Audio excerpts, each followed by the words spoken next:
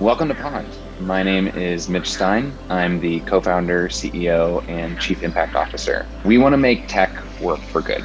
So we're highlighting and uplifting the critical parts of the impact technology ecosystem through human conversations with the leaders and shapers of the industry. Let's jump in. Meet Chad Hickey, a lifelong connector who jumped at his founder journey 2 years ago to inject more impact into every professional connection. Hi, I'm Chad Hickey. I'm the CEO of Givsly, and Givsly is a business connections platform that helps people have business meetings while giving back to nonprofits in need. Awesome. What moved you to found a company that's serving nonprofits? A couple of things.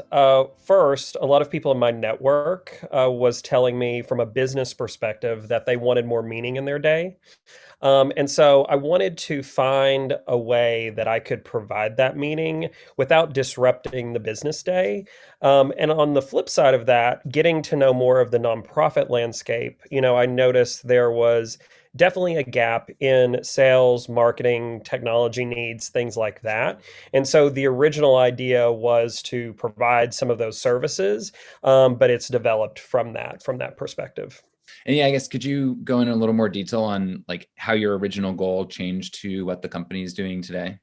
Yeah, so the original goal was more to be consultative, go in and be an outsourced CSR department for different companies that were probably more in that small to medium size business where they were probably a little more resource constrained. They didn't have time to really like build out an infrastructure around that, but acknowledge that it was an important thing that they needed to be focusing on.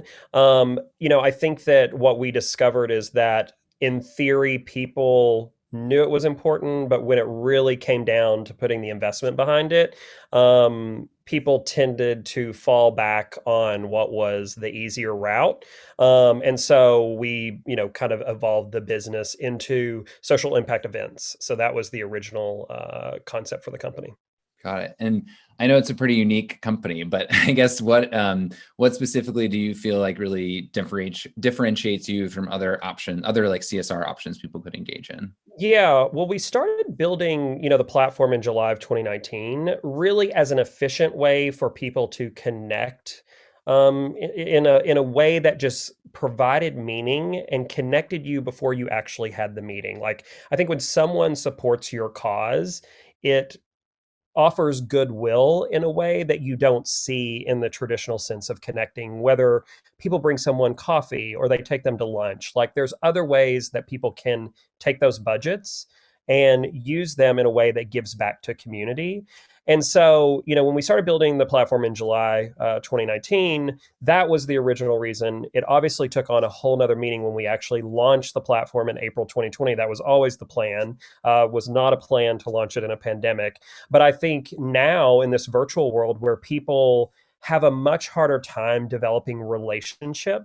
And on the flip side of that, virtual volunteering, is something that had to accelerate very, very quickly, really overnight after March and the outbreak of coronavirus, that I think people are juggling a lot. They're more time scarce as a general statement, but they're also trying to find more meaning in that day so that they feel like they're doing something. And so Givesly really allows them to do that. If you're a mom at home and you're being a teacher and a spouse and an employee, and all these different things, it allows you to volunteer a business meeting because you're probably already having that meeting anyway, and that meeting then can redirect a donation to a nonprofit that you care about. So it's working really well. It's awesome. It's brilliant. And I feel the pain of the curveball from the pandemic, absolutely. But it's Yes. great to see you've capitalized on that and helped people out. Is there for you personally a specific cause or organization or event that really sticks out in your mind as something you're passionate about or really memorable? Listen, we say we're Switzerland to all nonprofits, and we have, over 160 on the platform, and we love all of them equally. But there's definitely some that, we've just thoroughly enjoyed working with, whether it is Suit Up or Off the Street Club or Glamour Gals. I mean, I could go on and on about missions that we just really care about and get behind, because we feel like there's a huge need for them in society. And so we don't have a favorite, but there's a million that I could probably rattle off that inspire us every day. So as I know, you've had a really banner year, and I know you're growing. And as you think about hiring as a company, what are some of the cultural principles that you're most focused on, and how do you feel like that really translates to the product you can deliver?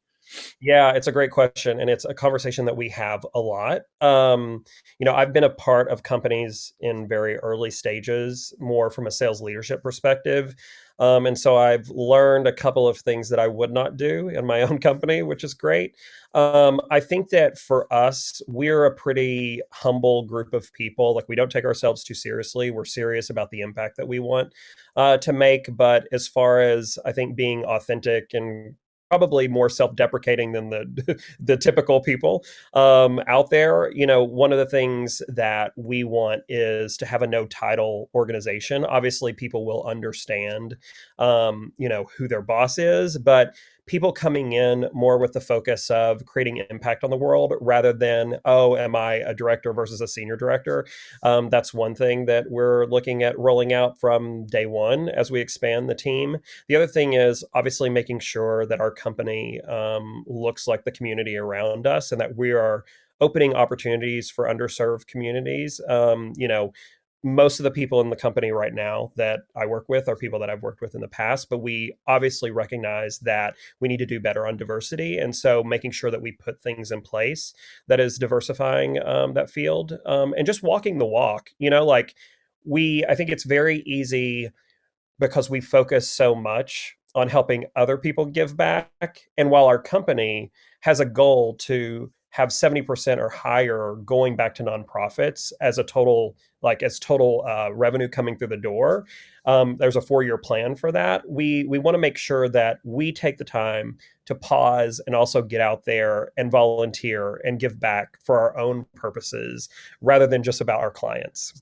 Why do you think it's so important for business professionals to be incorporating more social impact into their everyday work? I know you hear a lot about this at the corporate level, but I just think it's such an interesting concept for individuals to be able to bring more of that to their own practice. Yeah, listen, I think people are hungry for meaning in their day. My background is advertising and marketing, and I have heard more times than I can count.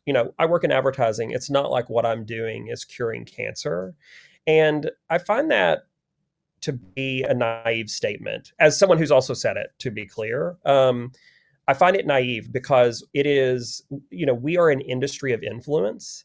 And to think that we can't influence social impact and people's desire to give back is a little short sighted, in my opinion, because we're an industry built on influencing consumerism. You know what I'm saying? And so, from that perspective, that is one of the things that, I just think, we try to evangelize and make sure that people understand. Yeah, I mean, I think it's really differentiating. People can take it on for themselves. Like, don't wait for your company to make some big sweeping decision. It doesn't need to be so bureaucratic. Right. So what does Givsly do that is so unique and therefore new to so many? What have you found most effective to get buy-in from people on both sides with a new idea? Yeah, not asking them to change their day.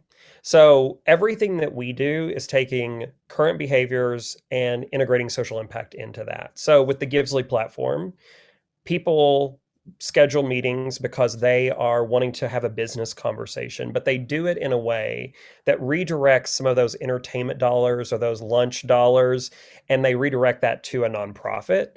And so that is budget that's already sitting there. That is time that's already being spent in a business conversation. It's just getting people to think differently and connect differently. And so it's really creating the social impact out of the existing behavior. And so I think that that is the core differentiation. Is a lot of people come in and say, hey, start this new behavior. We say, hey, think differently about the behavior you're already doing. It's a good point for anyone building products, is like find ways to just meet people where they are and what they currently do.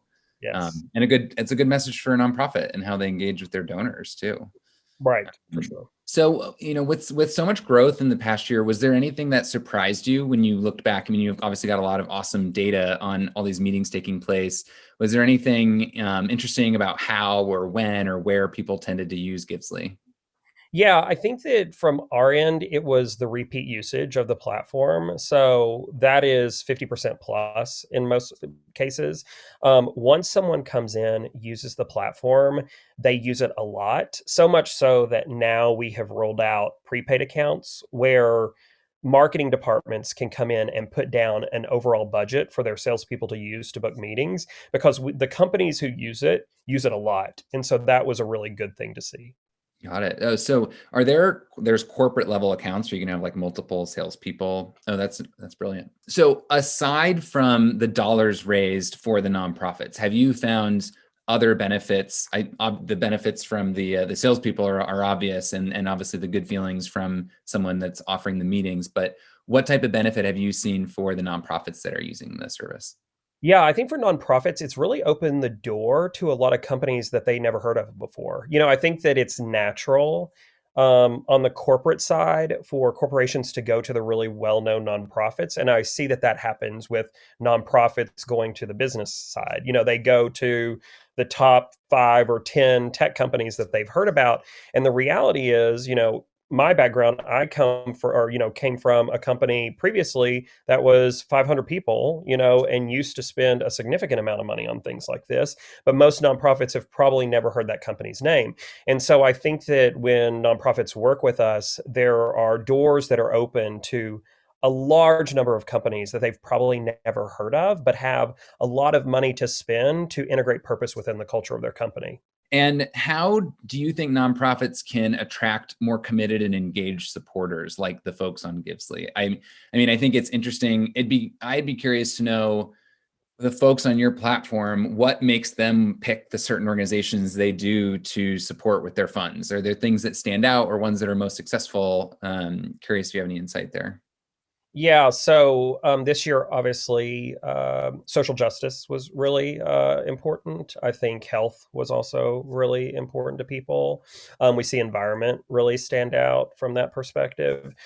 So I think from a nonprofit standpoint, the conversations that have been really interesting is a lot of nonprofits have board members that are business people that are really well known, but they are very time scarce. And so the conversations that we're now having is how do those board members get on Givesly, start to elevate their profile and involvement with the nonprofit, and then raise money for them on a regular basis. Like if you think about nonprofits and the annual like dinner that is done with auctions, things like that, like why does that have to happen once a year? Why can't that happen every week for 15 minutes Mhm. that, may not generate $20,000, $30,000, depending on who the person is, but maybe it's $1,000 or $1,500, but it's done on a more consistent basis while that person, that board member is also getting a business benefit out of it. So we're seeing those conversations start to happen.